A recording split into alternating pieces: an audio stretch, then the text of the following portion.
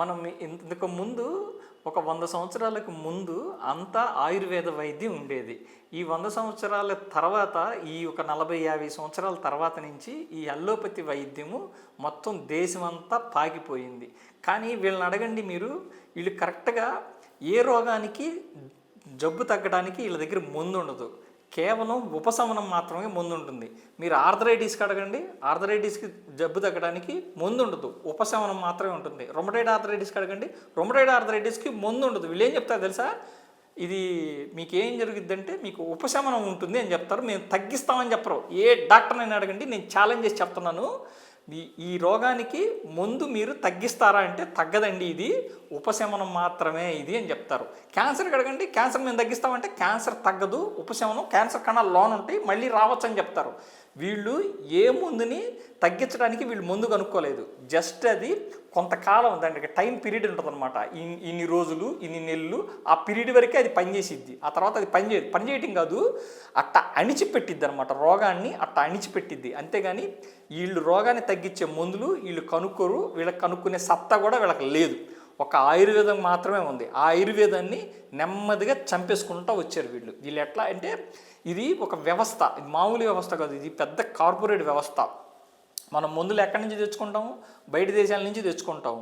ఇక్కడంతా బిజినెస్ చేసుకునేది ఎవరు? మన వాళ్ళు బాగా బిజినెస్ చేసి దాని మీద వచ్చే లాభాలతోటి బోళ్ళంతా సంపాదించేసుకుంటారు. ఇటు సచ్చేడా బతికేడా అనేది వీళ్ళకి అవసరం లేదు. అట్లానే హాస్పిటల్స్ కూడా అవసరం లేదు. సర్జరీస్ పేరట ఎంత దోపిడీ చేస్తున్నారు వీళ్ళు.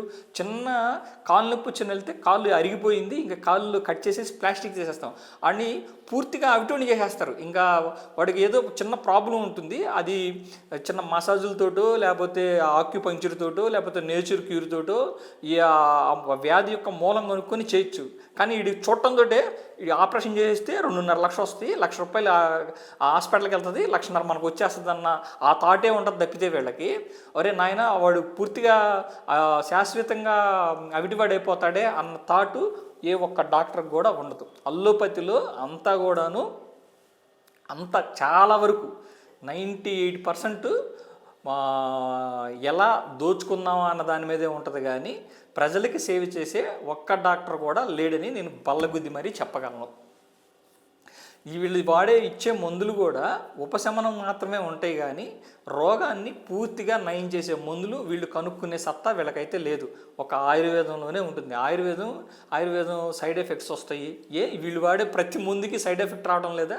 నువ్వు ఏదన్నా ఒక మందు తీసుకోండి, నువ్వు గుండె ఆపరేషన్ చేయించిన వాళ్ళకి ఇచ్చే మందుల ద్వారా కూడా సైడ్ ఎఫెక్ట్స్ వచ్చి మతిమరుపు వచ్చే జబ్బులు ఉన్నాయి. అట్లానే వీళ్ళు ఒక టైం పీరియడ్ వరకే ఉంటుంది. ఈ అల్లోపతి మందులు అనేది ఒక టైం పీరియడ్ మాత్రమే ఉంటుంది. ఆయుర్వేదాన్ని వీళ్ళు అల్లోపతి వాళ్ళు వాళ్ళ కబంధ హస్తాలతోటి చంపేశారు. ఆయుర్వేదం డాక్టర్లు అనే వాళ్ళనే లేకుండా చేశారు ఈ దేశంలో. ఆయుర్వేదం ఇదివరకు ఒక 50 సంవత్సరాల క్రితం అంతా కూడా ఆయుర్వేదం మందులు ఆయుర్వేదంతో ఏ చిన్న వచ్చినా సరే చిన్న పొట్లంలో అంత పొడి కలిపించేవాళ్ళు. ఆ పొడికి నీళ్ళల్లో కలుపుకొని వేసుకుంటే రోగాలు తగ్గాయి. కానీ ఇప్పుడు అలా మందులు ఇచ్చేవాళ్ళు లేరు, అలా తగ్గించేవాళ్ళు కూడా పూర్తిగా అంతా కూడా అల్లోపతిలో డబ్బులు సంపాదించచ్చు అన్న ఒకే ఉద్దేశంతో అందరిని కూడా అల్లోపతి డాక్టర్లు అయిపోయారు. ఆయుర్వేదం డాక్టర్లు పూర్తిగా కనుమరుగైపోయారు. మొన్న కరోనా వచ్చినప్పుడు కూడా ఈ అల్లోపతి వైద్యులంతా కూడా ఎక్కడ జనాలు వస్తే వాళ్ళ రక్తాన్ని పీల్చుకుందామా అన్న ఆ తలంపుతోటే ఆనందయ్య ఉన్నారు కదా, అందరికీ మందు ఇచ్చాడు. చెట్టు మొక్కలతో తయారు చేసిన మందు ఇచ్చాడు చూసారా, నాటు ముందు. అది మంచిది కాదు, చెడ్డది అని చెప్పి ఆయన్ని కూడా చాలా వరకు తొక్కేయాలని చూశారు. కానీ ప్రజలంతా చీకొట్టడంతో అది ఆ పని జరగలేదు. సో నేనేమంటానంటే మన మూలాలు వచ్చేసి ఆయుర్వేదం, నాటు మందులు, ఇవి మన మూలాలు.